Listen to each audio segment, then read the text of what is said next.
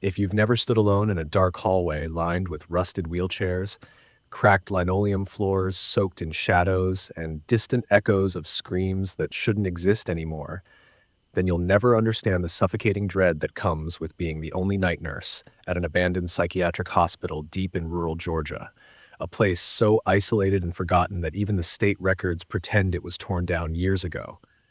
And yet here I am, clocking in every night into a building that smells of mold, chemicals, and something else far worse, something that slithers beneath the surface of time and sanity itself.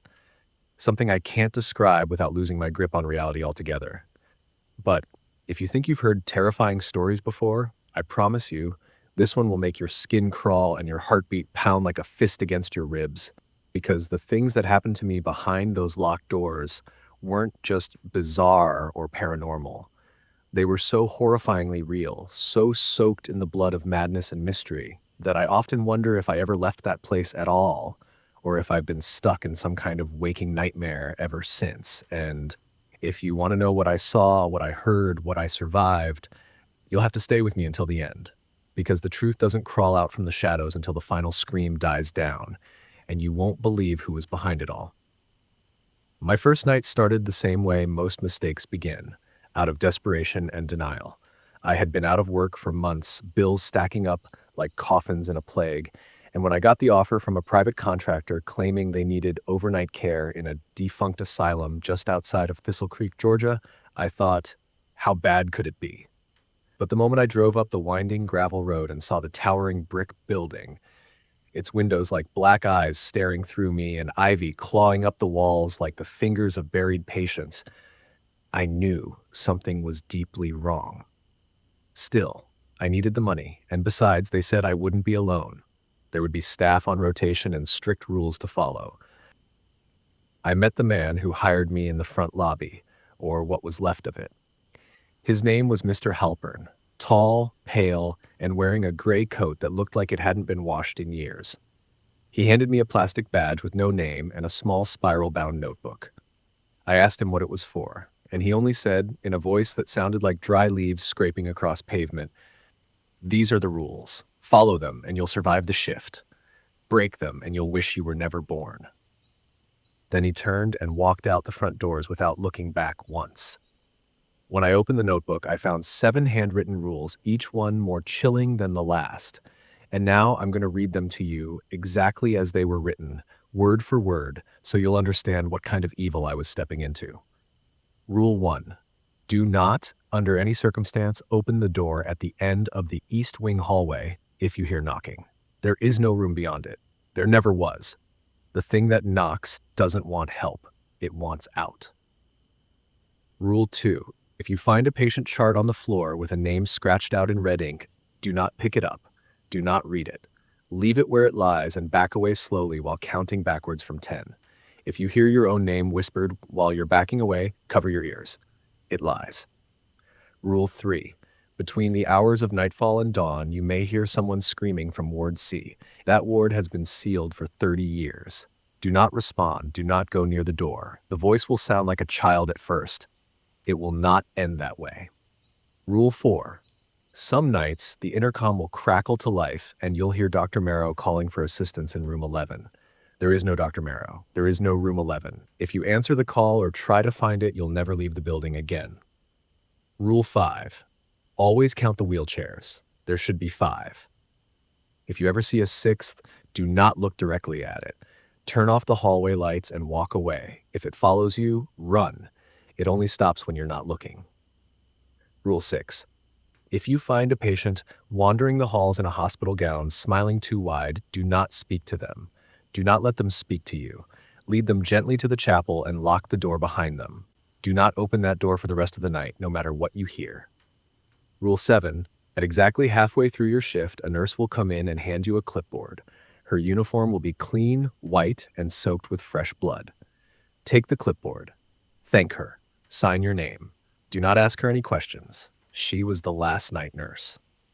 Now, I don't know what kind of sick joke this contractor was playing, but something about those rules, something in the way the ink bled across the page like it had soaked into the paper decades ago, made my mouth go dry and my chest tighten. I stood there for a long time, just staring at the rules, telling myself it was a prank, a mind game, some twisted hazing ritual they played on new hires. But deep down, I could feel something crawling inside my gut like a centipede of dread.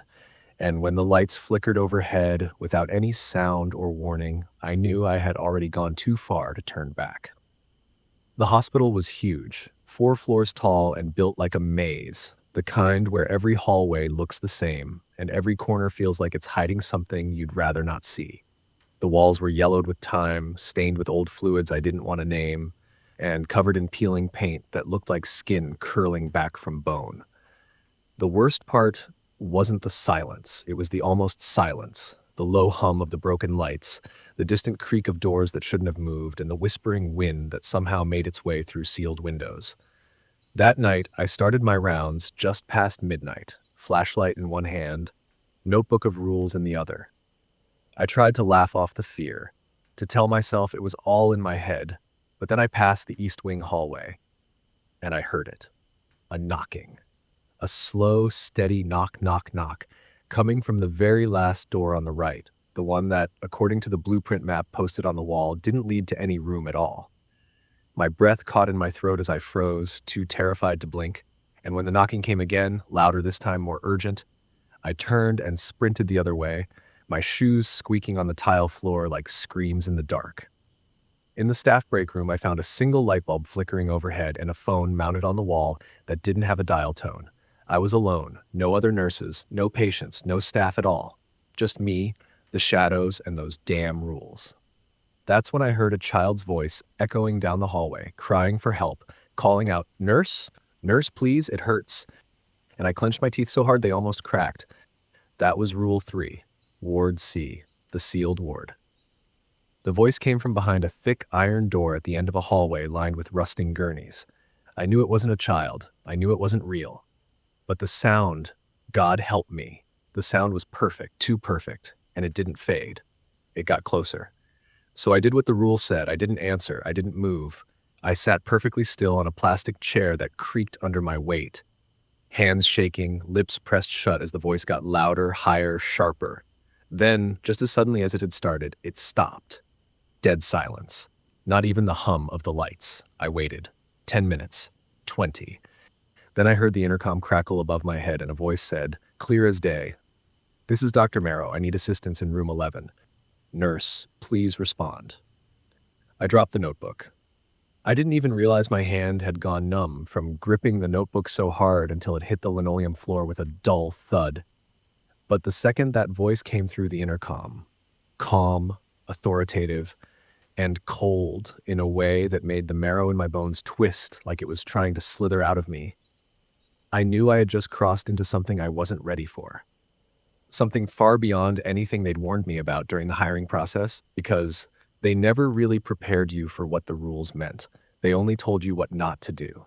And in that moment, with the fluorescent bulb above me twitching like it was having a seizure, and that name, Dr. Marrow, lingering in the air like it had weight, like it had presence, like it had teeth, I knew that Rule 4 was not just some sick little test. It was a razor-thin boundary between survival and vanishing forever into the rotting, blood-soaked belly of this hospital.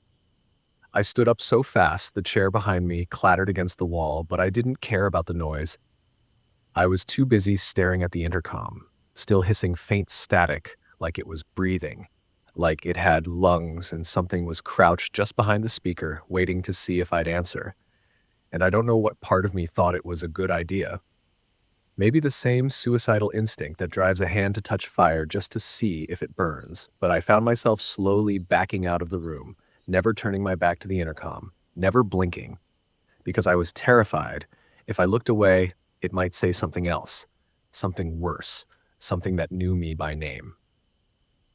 As soon as I got out of the staff room, I bolted down the main hallway, rubber soles smacking against tile, passing the nurse's right station that looked like it hadn't seen life in decades.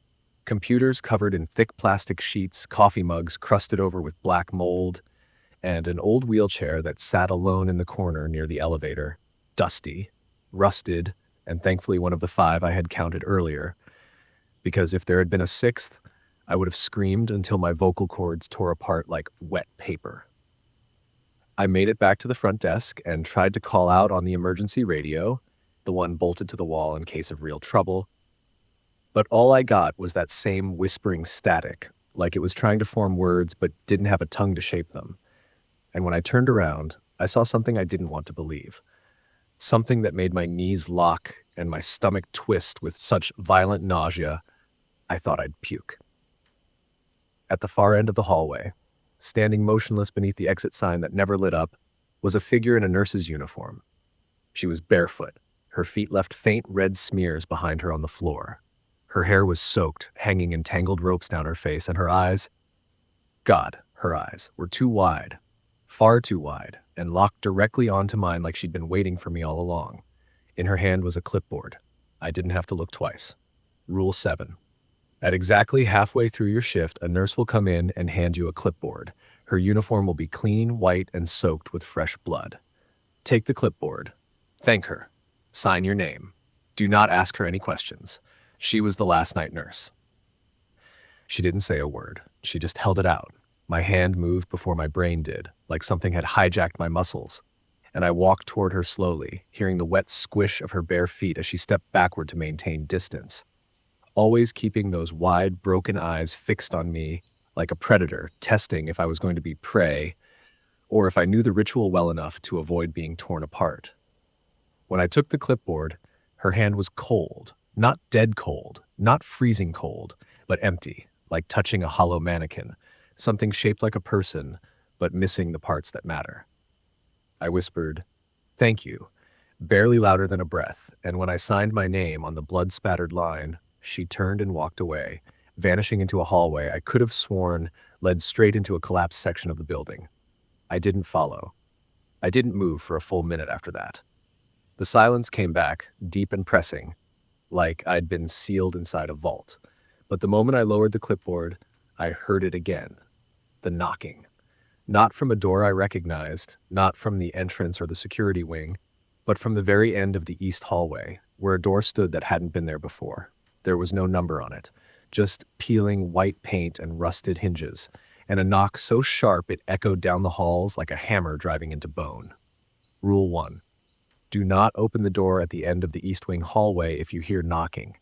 There is no room beyond it. There never was. The thing that knocks doesn't want help. It wants out. But it didn't stop. Knock, knock, knock. Precise, rhythmic. Like it knew how long it took my heart to beat. I backed away, whispering no under my breath again and again like it was a spell. And that's when I saw movement from the corner of my eye, something pale and lanky crossing the hallway up ahead, just for a second, no sound, no breath, just a blur of a hospital gown and an impossibly wide grin stretched ear to ear. It stopped and turned its head toward me, and I saw it, the thing that smiled, the one from Rule 6. I didn't speak, I didn't scream. I remembered the rule and walked toward it slowly, gently placing my hand on its shoulder, guiding it carefully to the chapel at the end of the west wing. It never broke eye contact. Not once. Not even as I locked the door. Not even when it began to scream.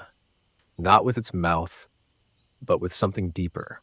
Something that rattled the crucifix on the chapel wall and made the candles flicker with a wind that wasn't there. The scream didn't stop. It didn't fade. And as I backed away, chest heaving, face wet with cold sweat, I stumbled over something on the floor behind me. A patient chart.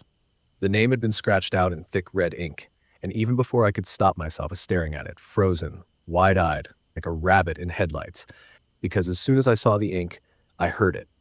A voice, right next to my ear, a whisper that said my name, my full name, and laughed.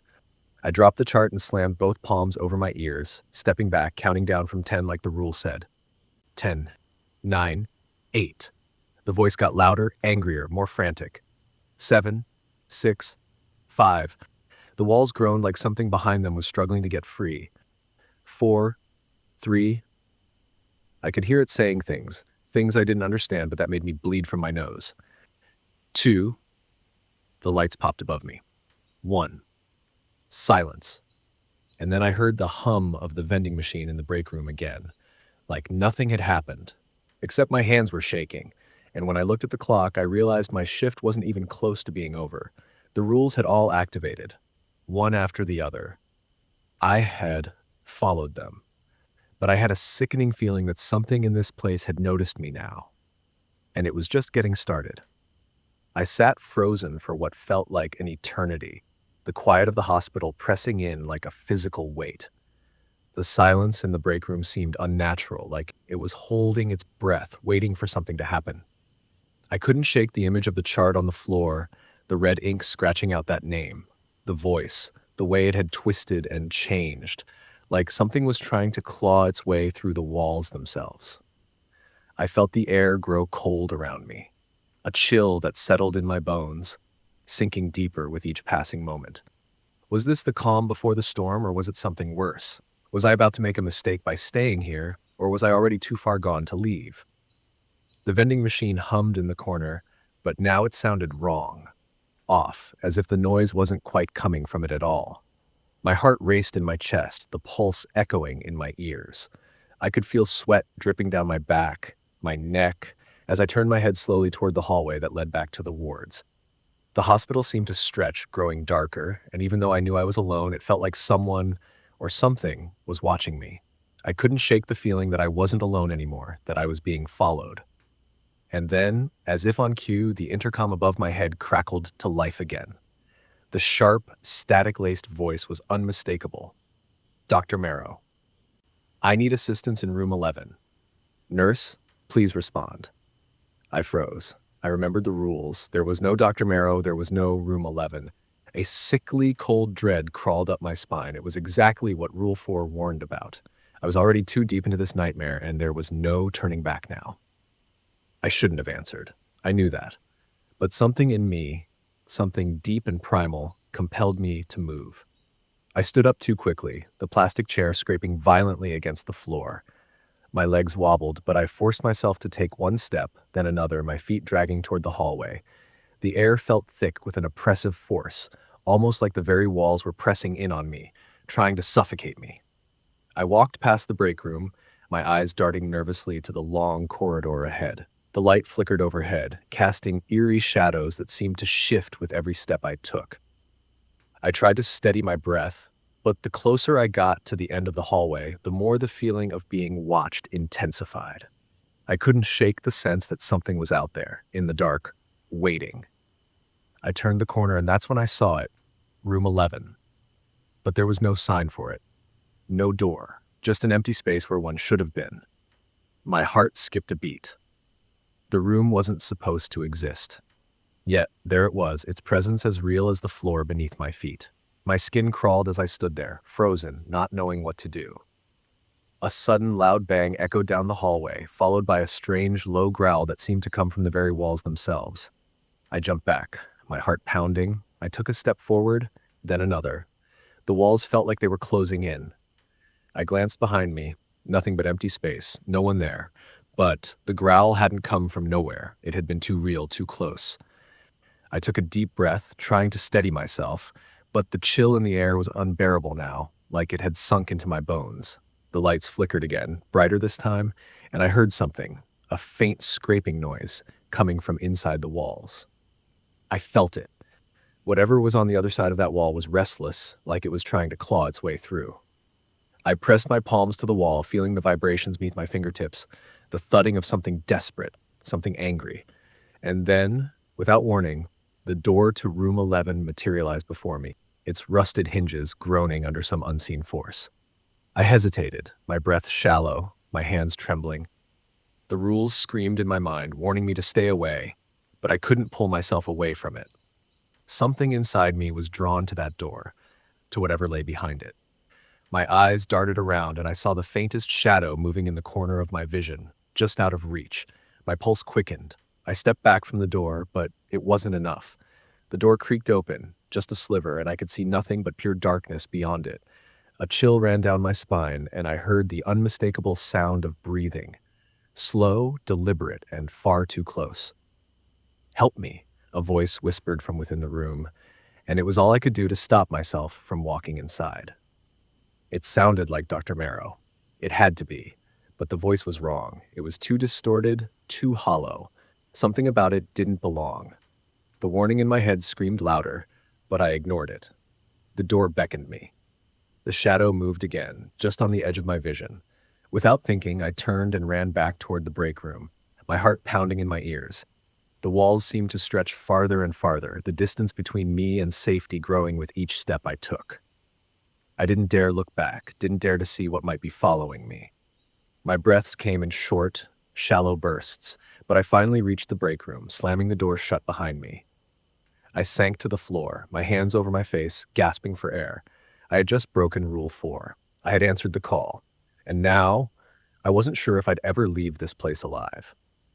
The vending machine hummed again, a steady, unsettling noise. I pressed my palms into my eyes, trying to push the images away, trying to stop the thoughts from flooding my mind. But then I heard it again, that same voice, the whisper from the room. "Help me," it said, softer this time. "Help me, nurse." My heart skipped. It was right behind me. I shuddered violently, the hair on my neck standing on end. It felt like my skin was being peeled back, like I was no longer alone in my own body, like something was invading the very air around me.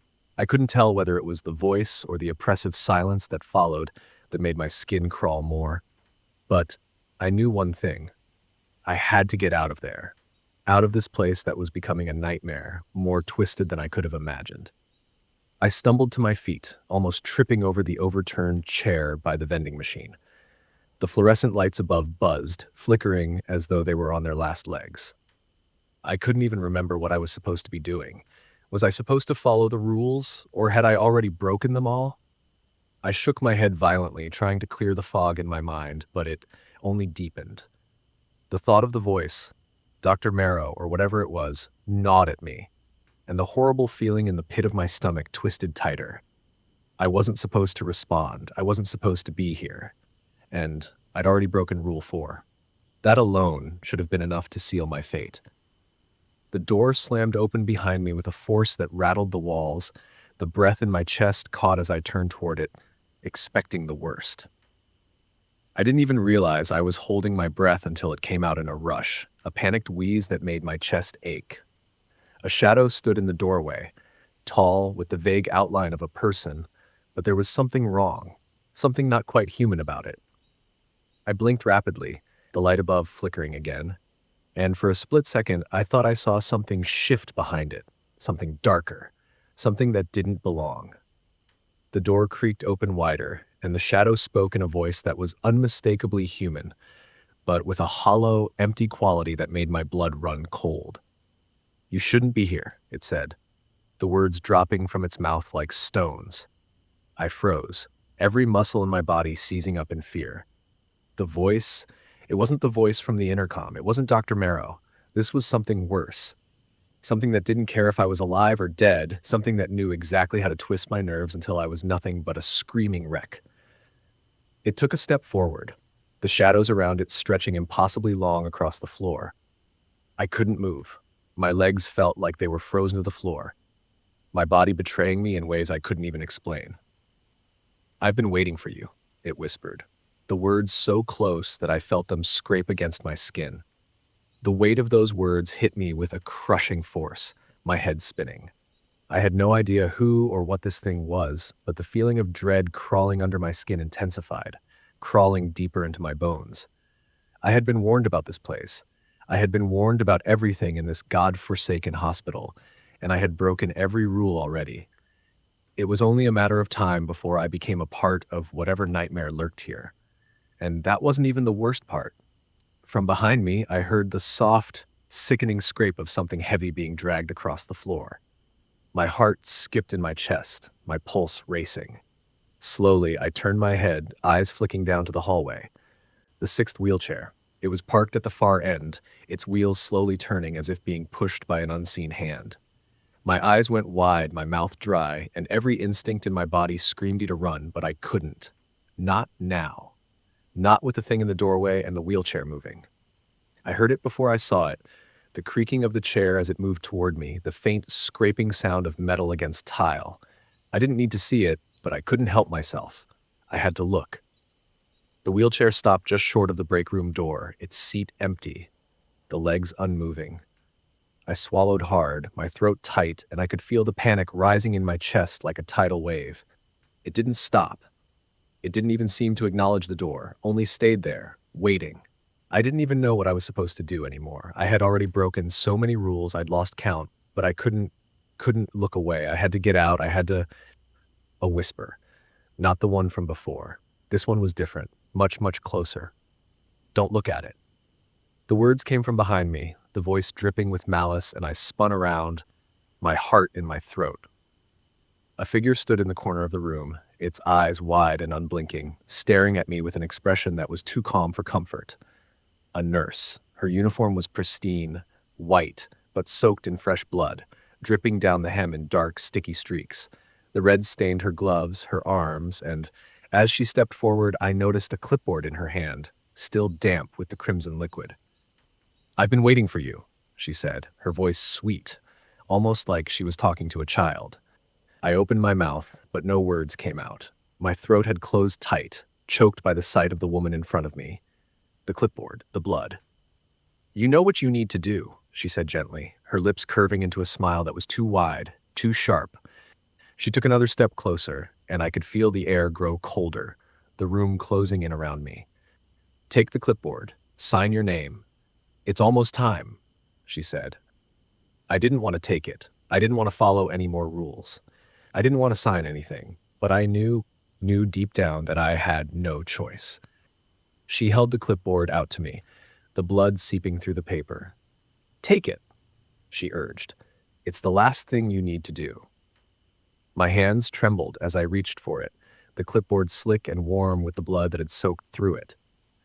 I signed my name quickly, too quickly, and handed it back to her without a word. She nodded, and as soon as my name left the paper, the room seemed to change. The air grew thicker, more oppressive. The lights above flickered once, twice, and then went out completely, plunging us into darkness. In the silence, I heard the softest whisper. "You shouldn't have done that," the voice said, colder now, sharper. "Now it's too late." Before I could even respond, the woman was gone, vanishing into the shadows like she had never been there at all. The darkness that enveloped the break room was suffocating, pressing in from all sides as if the very walls were closing in to swallow me whole. The air grew colder, each breath forming a visible mist that hung in the air before dissipating into the void. I stood frozen, my heart pounding in my chest. The clipboard still clutched tightly in my trembling hands. The silence was deafening, broken only by the distant, echoing sound of footsteps reverberating through the empty corridors. I couldn't tell if they were approaching or retreating, but the uncertainty only heightened my terror. Summoning every ounce of courage, I slowly stepped out of the break room, the floorboards creaking beneath my feet. The hallway stretched out before me, shrouded in darkness, the flickering overhead lights casting eerie shadows that danced along the walls. I moved cautiously, each step deliberate, my senses heightened to every sound, every movement. As I passed by the nurse's station, I noticed a faint glow emanating from one of the monitors. Curious, I approached, the screen displaying a live feed from the security cameras. Most of the hospital appeared deserted, but one camera caught my attention, a figure standing motionless in the east wing hallway, facing the door at the end. My blood ran cold as I recalled Rule 1. Do not, under any circumstance, open the door at the end of the east wing hallway if you hear knocking. There is no room beyond it. There never was. The thing that knocks doesn't want help, it wants out. The figure on the screen raised its hand and began to knock, a slow, deliberate rhythm that echoed through the speakers. I backed away from the monitor, my heart racing, the sound of the knocking growing louder, more insistent. I knew I had to get away, to put as much distance as possible between myself and that door. Turning on my heel, I sprinted down the corridor, the sound of the knocking following me, growing louder with each step. The walls seemed to close in, the lights flickering wildly, casting disorienting shadows that played tricks on my mind. I reached the main lobby, the large double doors leading outside just ahead. Relief washed over me as I pushed against them, only to find them locked, the handles refusing to budge. Panic set in as I pounded on the glass, shouting for help, but the world outside remained silent, oblivious to my plight. Suddenly, the intercom crackled to life, a distorted voice cutting through the silence. Assistance needed in room 11, it called. Dr. Marrow requires immediate assistance. My blood turned to ice as I remembered Rule 4. Some nights, the intercom will crackle to life and you'll hear Dr. Marrow calling for assistance in room 11. There is no Dr. Marrow. There is no room 11. If you answer the call or try to find it, you'll never leave the building again. I clamped my hands over my ears, trying to block out the voice, but it continued, growing louder, more insistent. Assistance needed in room 11. Dr. Marrow requires immediate assistance. I stumbled backward, away from the intercom, my mind racing. I needed to find a safe place, somewhere to hide until this nightmare ended. I remembered the chapel, a small room near the center of the hospital, often used by staff seeking solace during difficult times. I made my way there, the corridors twisting and turning, the layout of the hospital seeming to shift and change, as if the building itself were alive, trying to trap me within its walls. Finally, I reached the chapel, the heavy wooden door standing ajar. I slipped inside, closing the door behind me and locking it with a trembling hand. The room was dimly lit, the soft glow of candles casting flickering shadows across the walls.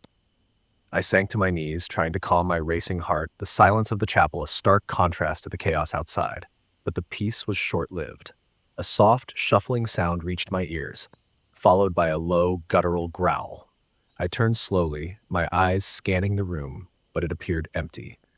Then, from the shadows, a figure emerged, a patient in a hospital gown, their face twisted into a grotesque smile that stretched impossibly wide. I remembered Rule 6. If you find a patient wandering the halls in a hospital gown, smiling too wide, do not speak to them. Do not let them speak to you. Lead them gently to the chapel and lock the door behind them. Do not open that door for the rest of the night, no matter what you hear. But I was already in the chapel, and the patient was here with me. I backed away slowly, trying not to make any sudden movements. The patient's eyes locked onto mine, their smile widening even further, revealing rows of jagged yellow teeth. They took a step toward me, then another, their movements jerky and unnatural. I reached for the door, fumbling with the lock, my hands slick with sweat. The patient lunged, and I threw the door open, slipping out and slamming it shut behind me. I locked it quickly, the sound of the bolt sliding into place a small comfort. From inside, I heard the patient begin to scream, a high-pitched, inhuman wail that echoed through the corridor. I pressed my back against the door, trying to catch my breath, the sound of the screaming fading into a low, menacing chuckle. I knew I couldn't stay there. I had to keep moving to find a way out of this nightmare. I made my way back to the nurse's station, hoping to find some clue, some indication of how to escape. As I approached, I noticed the patient chart lying on the floor, the name scratched out in red ink. I froze, recalling Rule 2. If you find a patient chart on the floor with a name scratched out in red ink, do not pick it up. Do not read it. Leave it where it lies and back away slowly while counting backwards from 10. If you hear your own name whispered while you're backing away, cover your ears. It lies. I began to back away, counting down from 10, my eyes fixed on the chart. 10, 9, 8. The air grew colder, the lights flickering wildly. 7, 6, 5. A whisper reached my ears, soft and insistent. Nurse, help me. 4, 3. The whisper grew louder, more urgent. Please, nurse, I need you. 2. I clamped my hands over my ears, the voice rising to a scream. 1. Silence. I opened my eyes, the chart gone, the hallway empty. I took a deep breath, trying to steady myself. I had followed the rules, and for now I was safe. But I knew that the night was far from over, and the horrors within this hospital were only just beginning. The silence after the scream was so absolute it felt suffocating, like the air itself had thickened with dread and was pressing in around me. And as I stood there in that hallway that should have been empty, but somehow still felt full. Too full. I realized that something was coming, something not yet seen, something waiting for me to take the next wrong step. And I could feel the hairs on the back of my neck lift as the hallway's flickering lights steadied for a moment. Just long enough for the intercom above me to crackle to life with a sharp burst of static, followed by the calm, hollow voice of a man saying, "Assistance needed in room 11. Dr. Marrow to room 11, immediately." My blood went cold, my breath caught in my throat, and I didn't move. I couldn't move. As that name, Dr. Marrow, echoed again, softer this time, more distorted, as if spoken underwater or from beneath the floor, and I gritted my teeth because I knew what the rules said. I knew Rule 4 had just come knocking on my sanity, and still something in that voice made my legs want to walk, made my arms twitch towards some invisible command, and I had to squeeze my eyes shut just to fight the pull of it. I turned around sharply and started down the hallway in the opposite direction, whispering to myself, "There is no room 11. There is no room 11." Like a chant, like a lifeline. But even as I walked faster, the intercom repeated the page, a bit louder now, and I realized with mounting panic that the lights above me were turning on one by one, leading down a corridor that shouldn't be there. A corridor that hadn't existed moments ago, but was now stretching open from the corner of my eye, bathed in pale blue light, and ending in a steel door with the numbers 11 etched so deep into it that the metal itself looked wounded. I turned away from it immediately, heart hammering, but then I heard something I couldn't ignore. A dragging sound behind me, not footsteps exactly, more like the soft scrape of rubber on tile, rhythmic, deliberate, unmistakably a wheelchair. And that's when I remembered Rule 5, and I froze, because I hadn't checked the wheelchairs since the shift began, and now, right now, I had to know, had to be sure. I crept toward the nearest hallway intersection where the supply closet sat across from the rec room, the exact place where the wheelchairs were usually parked in a neat row, and I counted them, whispering the numbers under my breath, trying not to blink. 1, 2, 3, 4, 5. And then my breath hitched, because there it was, a sixth one, sitting just slightly apart from the rest, its leather seat torn in a way that made it look like a mouth mid-scream, and the wheels? God, the wheels were soaked with something dark and sticky that trailed off behind it like a slug's path of rot.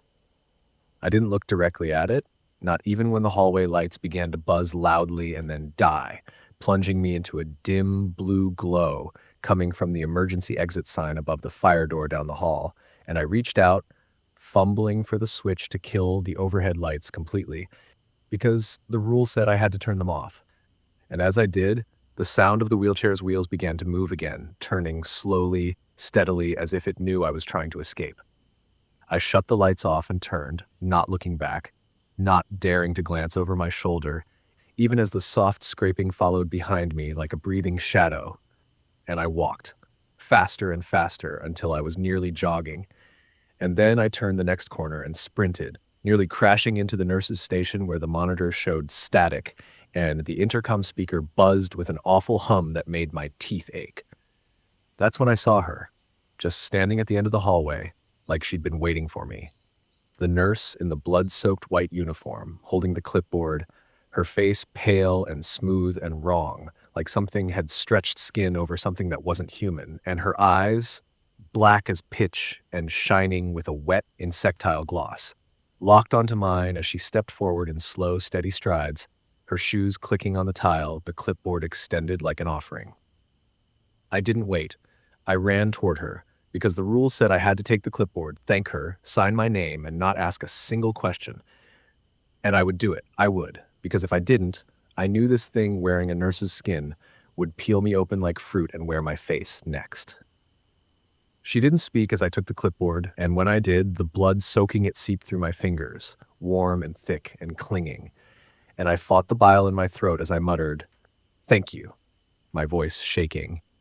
And then I signed my name at the bottom of the sheet where hundreds of other names had been crossed out violently, clawed through with ink so dark it like veins running across the page.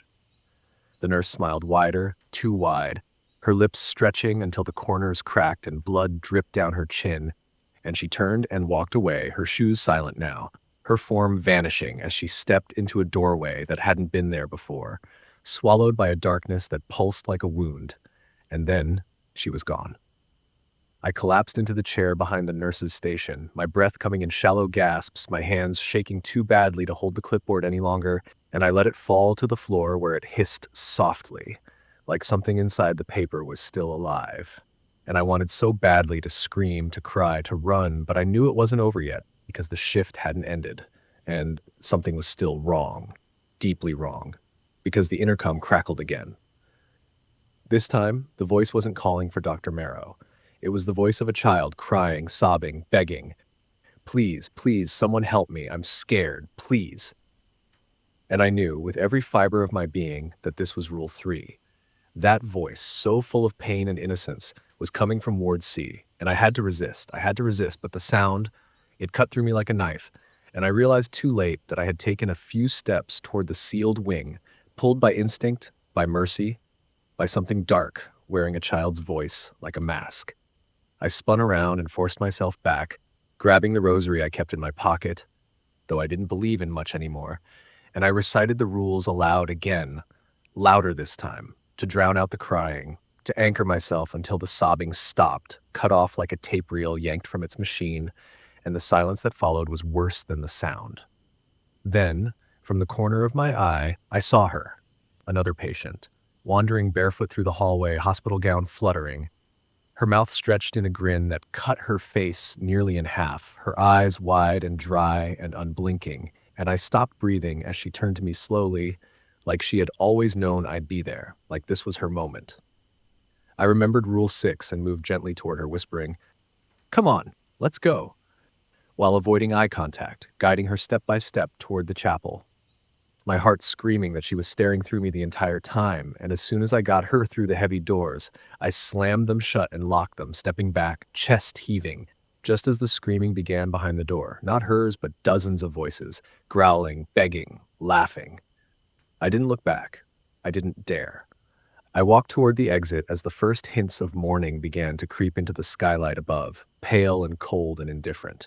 And I knew, with a clarity that split me in two, that I had survived, not by strength, not by chance, but by following those 7 strange and terrifying rules to the letter. And as I stood in the lobby, one final voice called out from behind me, sweet and soft and full of venom. "Nurse," it whispered, "will you be back tomorrow?" I didn't turn around. I just stepped outside into the light.